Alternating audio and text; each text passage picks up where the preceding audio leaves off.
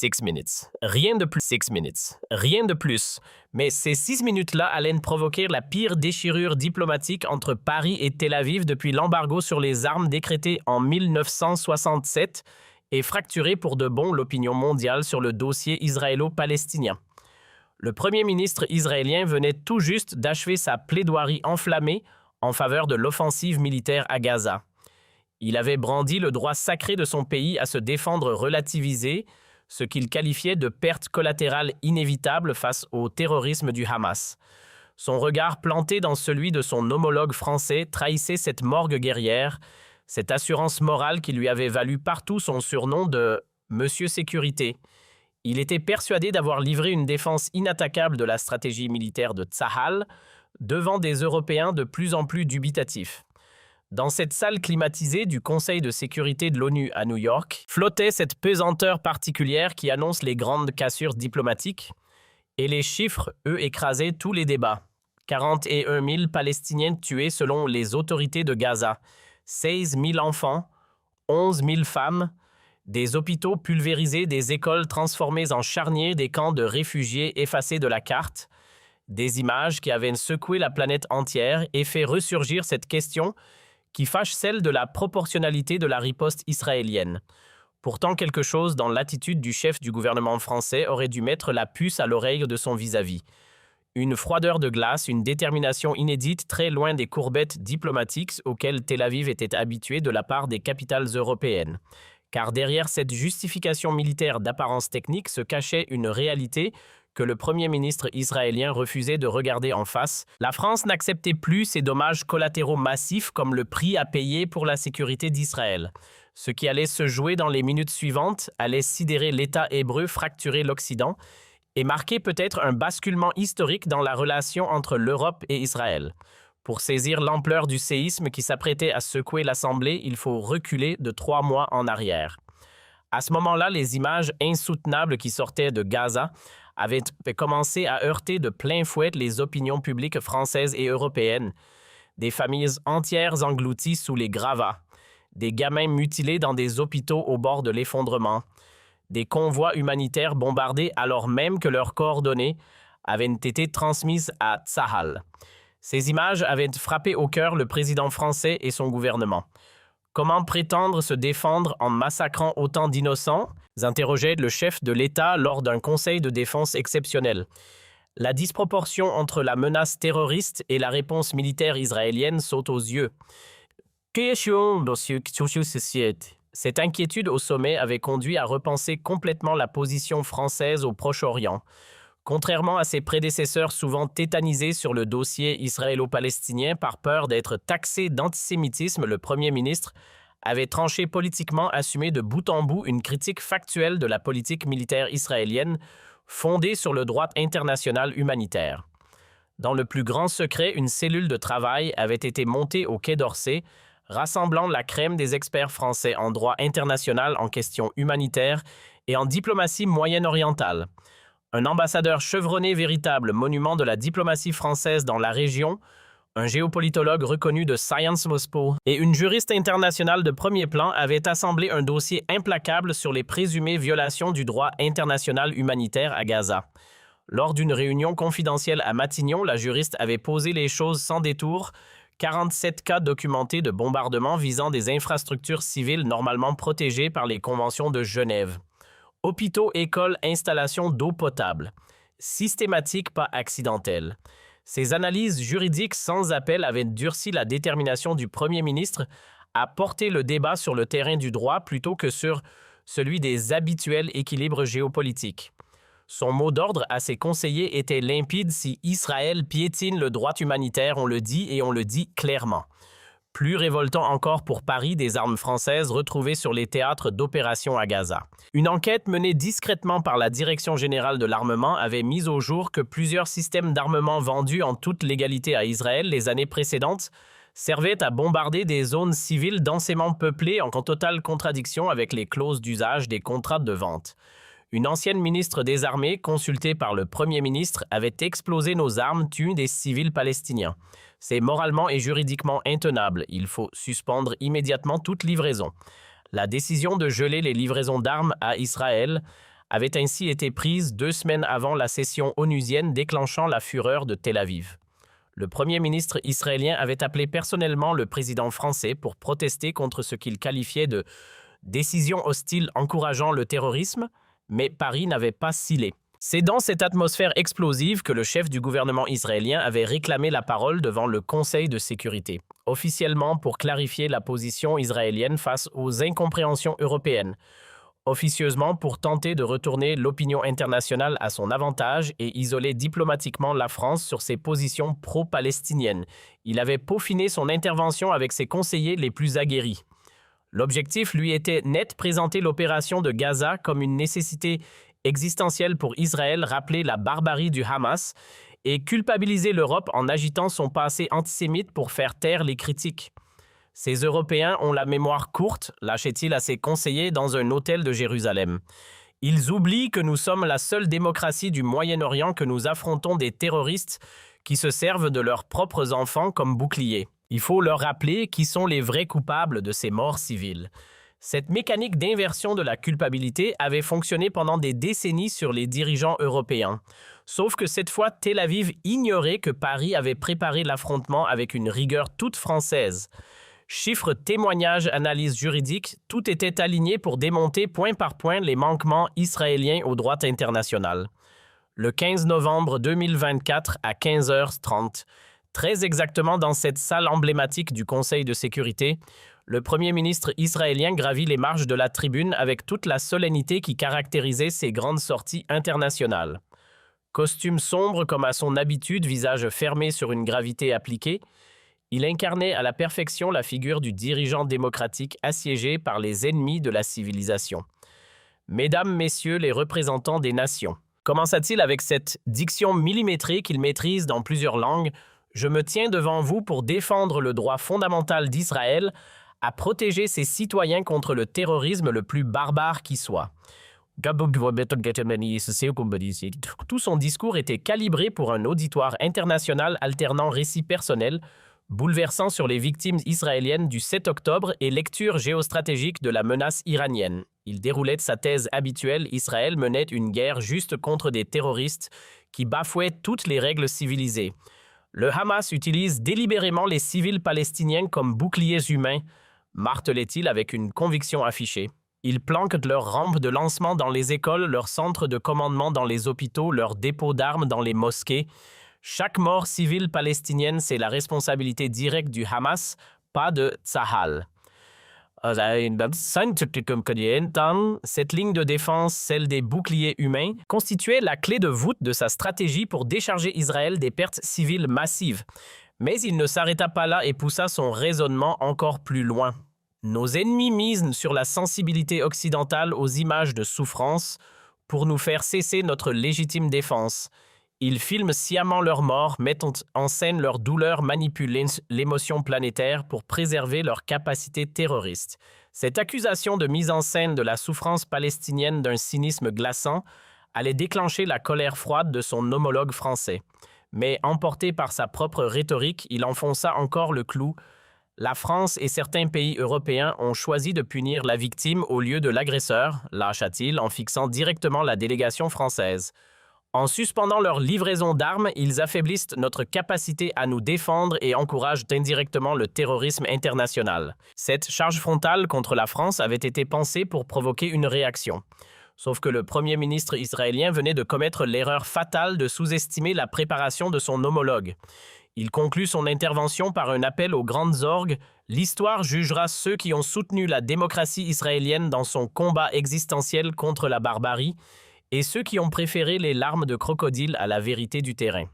Israël continuera de se défendre avec ou sans l'appui de ceux qui ont oublié les leçons de l'histoire. Les applaudissements qui suivirent furent polis mais mesurés. L'Assemblée internationale restait fendue en deux sur la question palestinienne. Et tous les regards se tournèrent alors vers le Premier ministre français quand il demanda très calmement la parole. Le chef du gouvernement français se leva avec cette dignité républicaine qui traverse la tradition diplomatique française, gagna la tribune sans se presser, puis planta son regard dans celui du dirigeant israélien avant de prononcer les mots qui allaient secouer Israël et fracturer l'opinion. Non, monsieur le Premier ministre, commença-t-il d'une voix posée mais tranchante comme une lame. Je vous remercie pour cette démonstration parfaite de ce qu'est devenue la rhétorique israélienne, un cocktail toxique de victimisation et de déni de réalité. L'attaque était immédiate, brutale. Visiblement déconcerté par cette agressivité française inhabituelle, son adversaire se redressa sur son siège. Vous parlez de légitime défense, poursuivit le Premier ministre français en sortant un dossier de sa serviette. Permettez-moi de vous rappeler quelques chiffres que vous préférez manifestement ignorer. 41 000 Palestiniens tués, dont 16 000 enfants, face à 1 200 Israéliens tombés le 7 octobre. Soit un ratio de 34 Palestiniens tués pour un Israélien. Où est la proportionnalité dans cette légitime défense? Ces statistiques brutes tombèrent sur la salle comme une douche glaciale. Son vis-à-vis israélien tenta de s'interposer. « Monsieur le Premier ministre, vous ne pouvez pas comparer. » Il fut coupé net. « Si je peux, et je dois. » C'est exactement cela le droit international humanitaire. Puis il continua son démontage méthodique. Vous brandissez les boucliers humains. L'ONU a enquêté sur 47 bombardements d'hôpitaux, d'écoles et d'installations humanitaires. Dans aucun cas, je dis bien aucun Tzahal, n'a été capable de prouver la présence du Hamas dans ces bâtiments au moment des frappes. Chaque révélation tombait comme un coup de massue. L'Assemblée découvrait en direct des faits que la propagande israélienne avait soigneusement étouffés.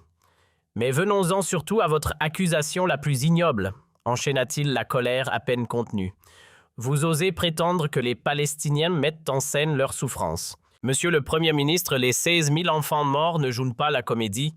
Les familles écrasées sous les décombres ne font pas du cinéma. Cette mise en cause de la sincérité même de la douleur palestinienne frappait au cœur de la rhétorique israélienne. Dans la salle, plusieurs délégués s'échangeaient des regards sidérés. « Et puisque vous convoquez l'histoire, continua le dirigeant français, laissez-moi vous rappeler une vérité que vous semblez avoir oubliée. Les conventions de Genève ont été adoptées au lendemain de la Seconde Guerre mondiale précisément pour que plus jamais des populations civiles ne soient massacrées au nom de la sécurité d'un État. Et vous, descendants des victimes de ces massacres, vous piétinez aujourd'hui ces mêmes conventions. Cette référence à la Shoah était audacieuse et risquée, mais il l'assumait pleinement. Il retournait contre Israël l'argument historique qu'Israël manie depuis toujours. Son vis-à-vis tenta une dernière parade. « La France ne comprend pas la menace existentielle. Au contraire, le coupa-t-il. Nous comprenons parfaitement. Nous comprenons qu'on ne combat pas le terrorisme en devenant soi-même terroriste. » Le silence qui suivit cette accusation de terrorisme d'État était assourdissant. Jamais, au grand jamais, un dirigeant occidental n'avait employé ces mots pour qualifier la politique israélienne dans une enceinte officielle. Mais le plus dur restait à venir. Monsieur le Premier ministre, vous nous reprochez de suspendre nos livraisons d'armes. Nous avons découvert que nos missiles servaient à bombarder des camps de réfugiés, nos chars à raser des quartiers résidentiels, nos drones à traquer des ambulances. Voulez-vous sérieusement que nous soyons complices de ces crimes de guerre? L'époque où Israël pouvait tout se permettre au nom de sa sécurité est terminée. Les morts palestiniens valent autant que les morts israéliens. L'onde de choc fut immédiate. Le Premier ministre israélien quitta la salle sans un mot suivi de toute sa délégation. Dans l'assistance, c'était de la stupeur. Pour la première fois dans l'histoire de l'ONU, un dirigeant occidental venait d'accuser Israël de crimes de guerre et de terrorisme d'État. La déflagration fit le tour de la planète en quelques heures. En Israël, la réaction fut volcanique. Les médias hébreux affichaient en une « La France déclare la guerre à Israël »,« Le nouveau Hitler », l'antisémitisme français ressurgit au galop. Le gouvernement israélien rappela immédiatement son ambassadeur à Paris et gela toute coopération avec la France. Mais dans le monde arabe, l'effet fut exactement inverse et spectaculaire. Du Maroc à l'Irak, des millions de personnes saluèrent le courage français, cette voix de la justice enfin audible. Les manifestations de soutien se multiplièrent dans toutes les capitales. Pour la première fois depuis des décennies, un dirigeant occidental avait osé dire publiquement ce que des centaines de millions de personnes pensaient en silence. En Europe, les réactions furent plus nuancées mais révélatrices. L'Allemagne et l'Italie affichèrent leur inquiétude face à l'escalade verbale, mais plusieurs pays nordiques approuvèrent en coulisses la position française. L'Espagne et l'Irlande, elles apportèrent un soutien explicite. Plus surprenant encore, même aux États-Unis, la réaction fut partagée. L'establishment politique condamna massivement les propos du dirigeant français, mais une part non négligeable de l'opinion, en particulier chez les jeunes et les progressistes, salua le courage de dire enfin la vérité. 6 mois après cet affrontement historique, les conséquences étaient là, durables, profondes. Les relations franco-israéliennes étaient au bord de la rupture. Mais la France avait conquis une crédibilité morale considérable dans le monde musulman et auprès d'une fraction croissante de l'opinion occidentale. L'histoire retiendra peut-être que ces 6 minutes à l'ONU ont marqué un tournant dans la perception occidentale du conflit israélo-palestinien. Le Premier ministre français avait brisé un tabou vieux de plusieurs décennies, ouvert la voie à une critique plus libre de la politique israélienne. Comme l'écrivit un grand quotidien français en 6 minutes, il avait dit tout haut ce que beaucoup pensaient tout bas depuis des années. Il avait rappelé au monde que la souffrance humaine n'a pas de nationalité et que le droit international s'applique à tous, Israël compris. Mais derrière cette confrontation spectaculaire se cachait une préparation de plusieurs mois dont très peu de gens connaissaient vraiment l'étendue.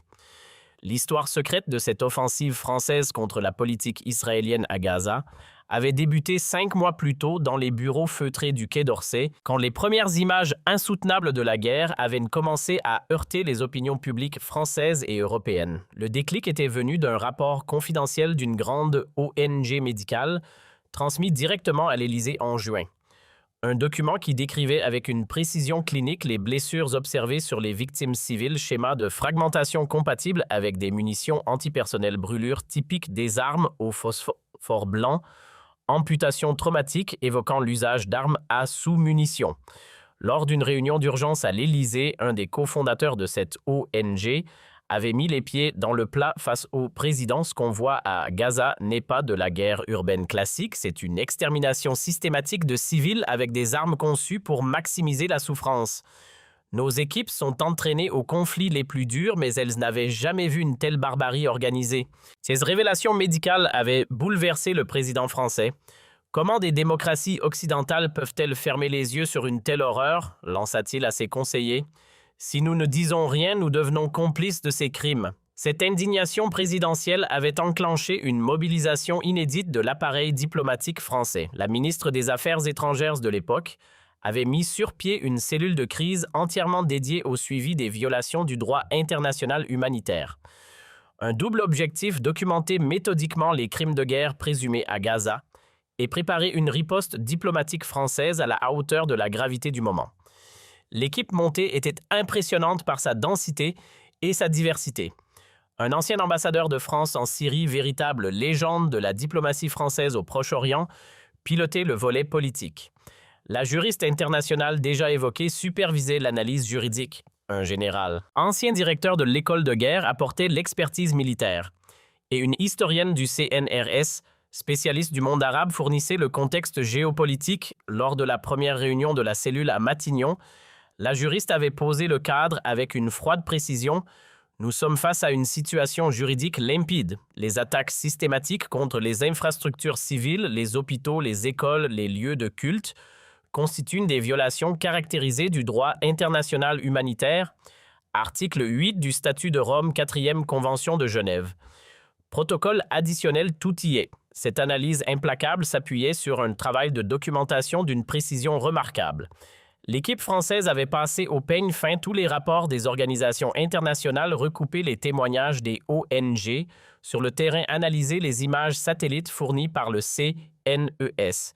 Le dossier final faisait plusieurs centaines de pages de preuves accablantes. Un cas particulièrement révoltant concernait le bombardement d'un grand hôpital de Gaza. L'analyse française croisant données géolocalisées et témoignages médicaux démontrait que la frappe avait eu lieu en pleine opération chirurgicale sur des enfants, faisant 23 morts parmi les patients et 11 parmi le personnel soignant. Pour les juristes français, la qualification ne faisait aucun doute crime de guerre caractérisé. Aucune justification militaire ne pouvait légitimer une telle barbarie. Plus glaçant encore l'origine des armes utilisées dans ces attaques. L'enquête française avait révélé que plusieurs systèmes d'armement vendus légalement à Israël par des entreprises européennes, dont 2 grands groupes français bien connus dans le secteur, servaient à bombarder des zones civiles en violation flagrante des clauses d'usage humanitaire inscrites dans les contrats. Une ancienne ministre des Armées, consultée par le Premier ministre, avait tapé du poing sur la table. Nos missiles de défense et nos bombes guidées servent à tuer des enfants palestiniens. C'est un détournement criminel de nos technologies de défense. Il faut suspendre immédiatement toute coopération militaire avec Israël. C'est cette découverte qui avait déclenché la décision française de geler les livraisons d'armes en septembre 2024. La France préfère les terroristes aux démocrates, avait grondé le premier ministre israélien dans un communiqué furibond. Mais Paris était resté droit dans ses bottes. Parallèlement à ce travail de documentation des violations israéliennes, l'équipe française avait aussi disséqué la stratégie de communication de Tel Aviv pour comprendre comment Israël parvenait depuis des décennies à échapper aux sanctions malgré ses violations répétées du droit international. Un journaliste français spécialisé dans la question palestinienne avait été consulté discrètement pour démonter les mécanismes de la propagande israélienne. Son analyse était chirurgicale. Israël s'appuie systématiquement sur 3 techniques de manipulation. Primo, la victimisation permanente. Deuxio, l'inversion des responsabilités. Tertio, le chantage à l'antisémitisme. Dès qu'on critique leurs actes, ils convoquent la Shoah, accusent leurs contradicteurs de complicité avec le terrorisme et retournent la culpabilité comme on retourne un gant. Cette radiographie des techniques de manipulation israélienne avait permis au premier ministre français d'affûter ses contre-arguments avec une précision chirurgicale. L'équipe l'avait prévenu, il va dérouler sa rhétorique habituelle, il faut être prêt à déboulonner chacun de ses arguments avec des faits irréfutables. Le volet psychologique de la préparation française était lui aussi d'une minutie rare. Un spécialiste de la communication de crise, ancien conseiller de plusieurs présidents français, avait travaillé avec le premier ministre sur ce qu'il appelait la résistance au chantage émotionnel. Son conseil était clair. Il va tenter de vous culpabiliser avec l'histoire juive, de vous faire passer pour un antisémite. Votre force, c'est de rester rivé au terrain des faits et du droit international sans jamais basculer dans l'émotion. Cette préparation psychologique était décisive. C'est elle qui permit au premier ministre français de résister aux techniques de manipulation habituelles de son vis-à-vis israélien. C'est le même qui avait si souvent fonctionné auprès d'autres dirigeants européens paralysés à l'idée d'être catalogués antisémites. Les simulations organisées à Matignon étaient saisissantes de réalisme. L'ancien ambassadeur incarnait le premier ministre israélien avec un talent d'acteur consommé, en reproduisant tics de langage, arguments récurrents et techniques de pression.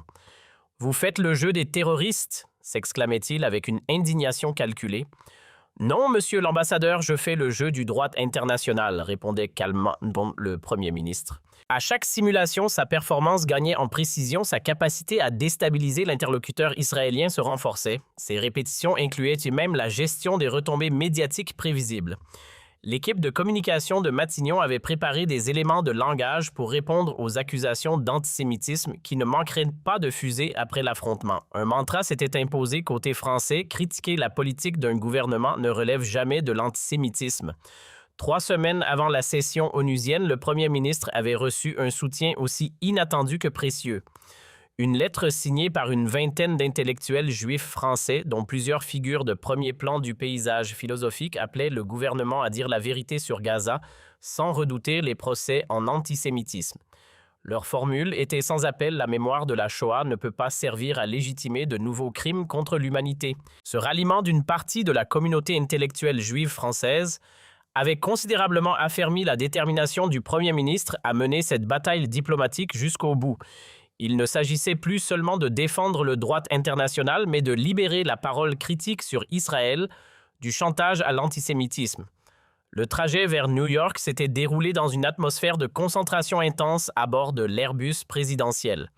Pendant les 8 heures de vol, le premier ministre avait repassé en boucle son dossier d'accusation, mémorisé les chiffres les plus percutants répétés, les formules les plus coupantes. Son équipe l'entourait comme un staff avant un combat historique. « Rappelez-vous, lui glissa l'ancien ambassadeur pendant le vol, vous ne défendez pas seulement la position française. Vous portez l'espoir de tous ceux qui croient que le droit international doit s'appliquer à tous, y compris aux États, qui se prévalent du label démocratique. » C'est un moment d'histoire. À New York, l'atmosphère était électrique bien avant même le début de la session. Les médias internationaux sentaient qu'une confrontation majeure se préparait entre Paris et Tel Aviv. Les correspondants diplomatiques français et israéliens se livraient déjà à une guerre de communication par anticipation, chacun essayant de peser sur l'opinion avant même l'ouverture des débats. Dans la délégation israélienne, l'inquiétude perçait malgré l'assurance de façade. Les services de renseignement avaient intercepté des signaux laissant entendre que les Français préparaient une offensive diplomatique d'ampleur sur le dossier Gaza. Mais ils étaient loin de soupçonner la densité du dossier d'accusation compilé par Paris. Les Français vont sans doute critiquer notre opération militaire comme d'habitude, avait pronostiqué l'un des conseillers stratégiques du premier ministre israélien. Nous répondrons avec nos arguments habituels sur le droit à l'autodéfense et les boucliers humains du Hamas. C'est de la routine diplomatique. Cette sous-estimation du camp adverse allait coûter très cher au camp israélien. La veille du face-à-face, le premier ministre français avait reçu un message de soutien aussi inattendu que lourd de sens émanant du secrétaire général de l'ONU. Dans ce message, ce dernier soulignait que l'organisation attendait depuis trop longtemps qu'un État membre ait le courage de dire publiquement ce que beaucoup pensaient en privé et qu'il était temps de rappeler à tous que le droit international n'a pas de nationalité. Ce soutien onusien discret mais bien réel avait galvanisé le Premier ministre. Il ne représentait plus seulement la France, mais la conscience internationale face aux violations massives du droit humanitaire. Le matin de la confrontation, le Premier ministre s'était levé dans sa suite d'un grand hôtel new-yorkais pour une dernière relecture de ses notes. « Aujourd'hui, je vais dire à mon homologue et au monde entier que l'impunité israélienne doit cesser », confia-t-il à son directeur de cabinet. « Plus jamais nous ne laisserons massacrer des innocents au nom de la sécurité d'un État. » Au siège de l'ONU, il avait immédiatement perçu l'effervescence hors norme. Plus de 400 journalistes étaient accrédités pour couvrir cette session, un record pour un débat sur le Moyen-Orient. Des manifestants pro-palestiniens et pro-israéliens s'étaient massés devant le bâtiment, ajoutant à la tension ambiante. Dans la salle historique du Conseil de sécurité, l'atmosphère tenait autant du sommet diplomatique que du grand procès international. Chacun sentait qu'on allait assister à bien plus qu'à un simple débat. À un procès moral de la politique israélienne à Gaza, avec d'un côté un procureur français, de l'autre un accusé israélien. Quand son homologue monta à la tribune pour défendre l'opération de Gaza, le premier ministre français l'écouta avec l'attention d'un juriste scrutant les arguments de la défense. Chaque justification israélienne, chaque tentative de minimisation, chaque procédé de retournement de culpabilité était mentalement catalogué, anticipé, préparé à la réfutation. Il déroule exactement la rhétorique qu'on avait anticipée: victimisation, bouclier humain, attaque contre les critiques, pensait-il. Je vais tout pulvériser point par point. Et de fait, en achevant sa plaidoirie sur Gaza, son vis-à-vis avait offert aux dirigeants français toutes les ouvertures dont il avait besoin pour une contre-attaque dévastatrice, ses tentatives de justifier les massacres de civils, ses accusations sur de prétendues mises en scène palestiniennes, ses piques contre la France, tout était prévu, tout était préparé, tout était prêt à être retourné. C'est alors que le Premier ministre français livra sa performance historique en utilisant chaque révélation, chaque preuve, chaque argument comme une arme chirurgicale pour déconstruire méthodiquement la propagande israélienne devant le monde entier. Mais ce que l'assistance à l'ONU n'avait pas perçu, c'était la stratégie rhétorique d'une grande subtilité qui sous-tendait chacune de ces attaques. Formé par les meilleurs experts en argumentation juridique internationale, le Premier ministre appliquait en temps réel des techniques de déconstruction factuelle mises au point par les juristes spécialisés dans les crimes de guerre. Première technique, l'accumulation probatoire. Chaque accusation était immédiatement étayée par des chiffres précis et des sources vérifiables, rendant toute dénégation crédible impossible. Deuxième technique, l'inversion de la charge morale. Plutôt que de se défendre contre les accusations israéliennes, il plaçait son interlocuteur en position d'accusé, sommé de justifier ses actes. Troisième technique, la démystification des boucliers humains. En révélant que l'ONU n'avait trouvé aucune preuve de présence du Hamas dans les bâtiments bombardés, il pulvérisait l'argument central de la propagande israélienne. Quatrième technique, l'universalisation du droit. En rappelant que les conventions de Genève avaient été élaborées au lendemain de la Shoah, il retournait contre Israël l'argument historique israélien lui-même. Cette maîtrise technique explique pourquoi la performance française eut un impact aussi dévastateur sur l'opinion mondiale. Il ne s'agissait pas seulement d'une attaque politique brillante, mais d'une leçon magistrale de déconstruction juridique d'une propagande d'État. L'onde de choc qui suivit dépassa toutes les prévisions de Paris. En quelques heures, les extraits de la confrontation étaient traduits dans 43 langues et diffusés sur tous les continents. Les universités de droit international organisaient des débats d'urgence pour analyser cette révolution dans la critique d'Israël. À Harvard, un grand professeur de droit constitutionnel déclarait qu'en 6 minutes, le dirigeant français avait accompli ce que des décennies de diplomatie n'étaient pas parvenues à faire briser le tabou de la critique publique d'Israël par un dirigeant occidental. À Oxford, une éminente juriste spécialiste des processus de paix analysait « C'est un tournant dans l'application du droit international. Plus jamais un État ne pourra invoquer son histoire pour esquiver ses responsabilités présentes. » Mais c'est peut-être la réaction des juristes internationaux qui fut la plus significative. Mary Robinson, ancienne présidente de l'Irlande et spécialiste des droits humains, déclara que l'écornu avait libéré la parole juridique sur Israël. Richard Falk, ancien rapporteur spécial de l'ONU pour les territoires palestiniens, salua le courage français de dire enfin la vérité juridique. Cette révolution juridique française inspirait déjà d'autres pays. L'Espagne annonça qu'elle suivrait l'exemple français en suspendant ses livraisons d'armes à Israël. L'Irlande déposa une plainte à la Cour internationale de justice accusant Israël de génocide. La Belgique ouvrit une enquête pour crimes de guerre contre des dirigeants israéliens. 6 mois après cette confrontation historique, les conséquences géopolitiques étaient majeures et durables.